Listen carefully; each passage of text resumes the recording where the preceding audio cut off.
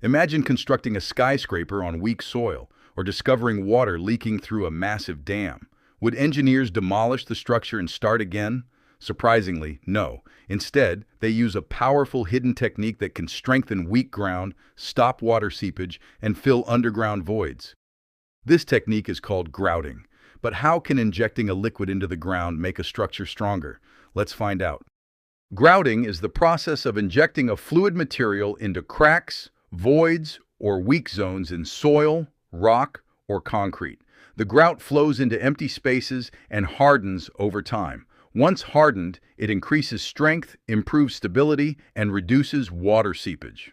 Think of it as a medical treatment for weak foundations and damaged structures. Instead of rebuilding an entire structure, engineers can repair and strengthen it using grouting. During construction, engineers often encounter problems such as weak soil beneath foundations, cracks in concrete structures, voids in rock formations, water leakage in dams and tunnels.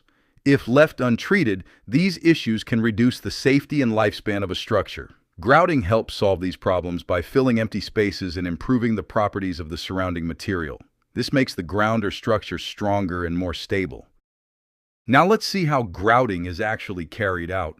First, engineers inspect the site and identify weak zones, cracks, or voids. Next, holes are drilled at selected locations. Special injection pipes are then installed. After that, a grout mixture is prepared.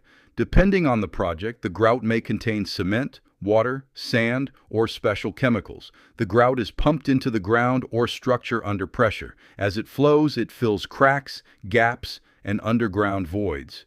Once the required quantity is injected, the holes are sealed. The grout is then allowed to harden.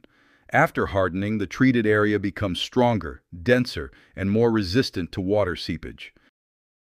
There are several types of grouting. Cement grouting is commonly used in dams, foundations, and tunnels. Chemical grouting is used for very fine cracks in soils. Compaction grouting helps improve loose soil by increasing its density. Grouting is widely used in dams, bridges, tunnels, retaining structures, and building foundations. Conclusion.